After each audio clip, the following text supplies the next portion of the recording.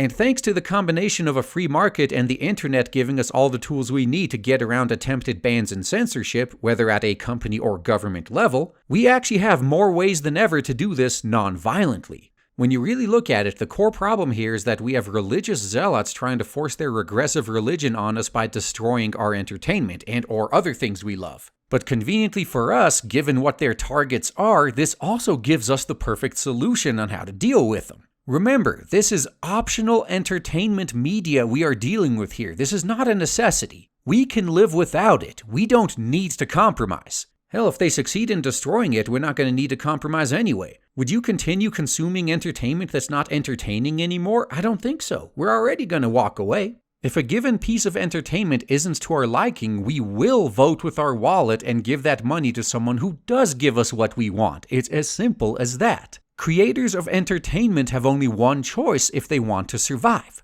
Give the customers what they want or go out of business. Again, they're not peddling a necessity here. If you only had one source of food and your only options were eat it or starve, whoever the provider of that food is could force you to do just about anything. But again, entertainment is not only completely optional, but we have many more options for it today thanks to the internet than at literally any other time in the past. Entertainment media is optional, it's not a necessity.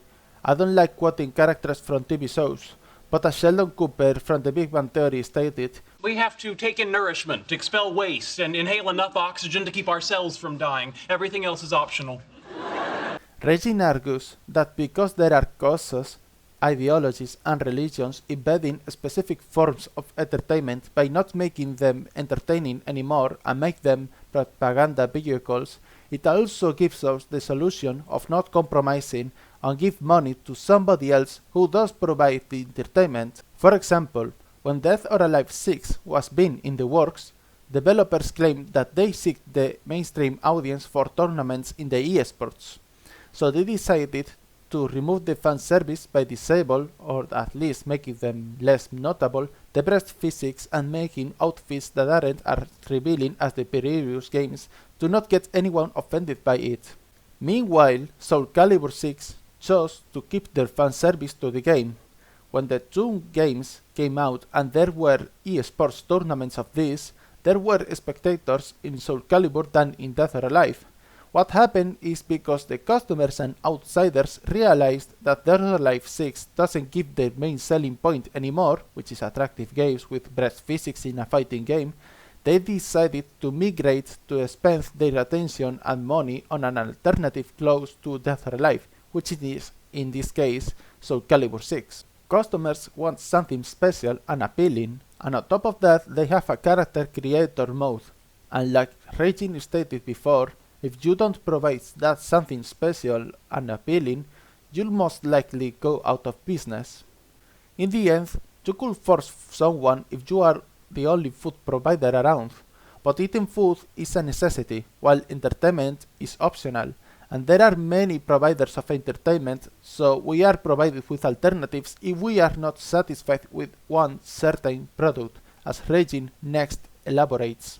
Even if your entire country goes down the shitter and flat out bans anything good, just install a VPN and get it from somewhere else. China has been trying for how long now to censor their internet and still their citizens find ways to get around it? If even China can't manage to pull it off, then what hope do the incompetents in the EU and the UK government have of doing the same, let alone in the US? So it's actually thanks to the glory of the free market and the phrase "get woke, go broke" that we will ultimately get what we want without any compromise being necessary. We have more choice now than we've ever had before. We can afford to completely drop a game or a developer or even an entire form of media, like most of Western entertainment, at just the hint of the slightest SJW infection because there are thousands of other options for us out there to enjoy. Just limiting it to the scope of gaming. For every good game I play, there are literally hundreds that I miss out on due to lack of time. Especially when I'm dealing with long games like Valkyria Chronicles 4. Definitely super fun and a great value given how long it is, so check that one out. And it's also uncensored, so you'll be sending a clear message if you support it. But anyway, I say just let nature run its course and sit back and watch the markets take care of their aggressive problem for us. We just need to outlast them. We don't need to compromise or put up with them. They're gonna filter themselves out soon enough because they don't even buy all this shit that's being tailored to their liking. Which is why companies that get woke go broke. As I mentioned earlier, all they want is to destroy what we love. They don't have any interest in it themselves. And companies that can't see this fact deserve to be naturally selected out of the market. So there is a light at the end of this tunnel, and unlike what's usually the case in these scenarios, it doesn't appear to just be an oncoming train. For our part, all we need to do is stop being loyal to specific companies and/or franchises and be willing to branch out into new territory where we are more than covered for good entertainment. I think I have to explain the phrase "get woke, go broke", because it's going to be mentioned in this video time after time. It's the practice used on products to pander to a often progressive and leftist audience, gain attention on social media, and after the product is launched, less people from that audience is willing to buy the product in the end, causing the company to suffer financially and sometimes to go into bankruptcy. Here, we can afford to dump a game or a developers or even an entire form of media because there are thousands of other options for us out there to enjoy. Customers that are fans of products of entertainment, movies, games, books, TV shows, demonstrated that they can afford to stop being loyal and look for other options as alternatives. In movies, you could say that there was an entire united legion of Star Wars fans, but because of the recent movies they made in the last few years, the fanbase became so polarized that one whole part of it decided to drop Star Wars entirely and look for something else to spend their money and time. The main reason on why companies exist in the first place is to sell their products, so they need customers, and ideally, customers who put their money should have their feedback taken into account. Coming back to the example Reggie made before, when the game of Hyper Universe came out censored, players asked for a toggle to remove the censorship, and the developers responded with that would defeat the purpose of the censorship. Again, I mentioned how a large amount of customers in the gaming community is reluctant to the topics of censorship, so clearly the players didn't like that response and therefore requested a refund, stopped playing the game, and therefore stopped giving them positive attention. The game was shut down 1 year later. 2 examples from my own experience. When I realized that Dead or Alive Extreme 3 wasn't going to come to the West by Koei's Tecmo's decision, I decided to not buy their products anymore.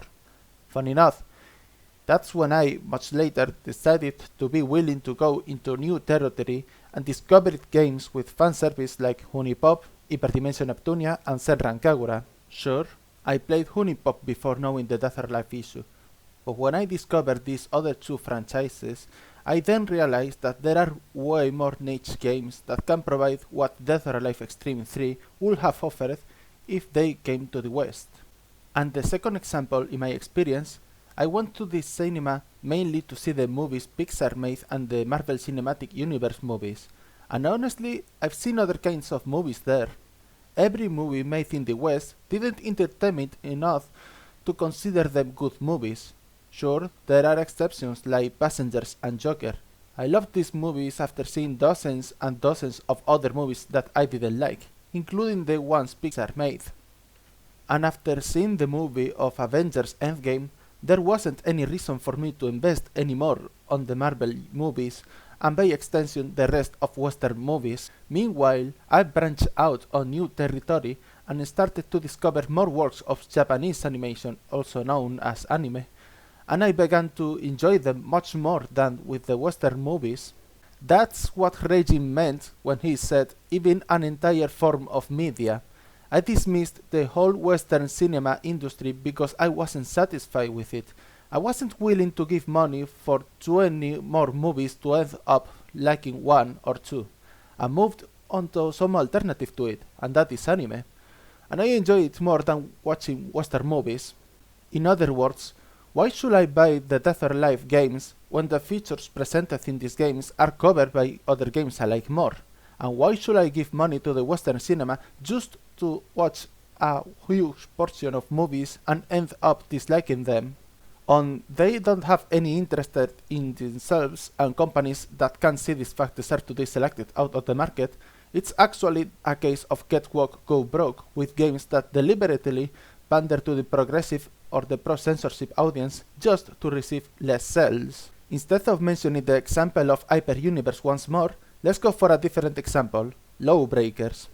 Now this game was being developed in 2016, a year when Overwatch was trending and everyone was playing it. The Lawbreakers developers added gender-neutral bathrooms as a response to a law made in North Carolina, the Bathroom Bill. The idea of the bill, in short terms, is to stop transgender individuals from entering bathrooms that don't match with their birth identities. The game was later launched in the 8th of August of 2017. Almost a year later, they announced to shut their servers down in the 14th of September 2018 while going free to play in the middle of the process.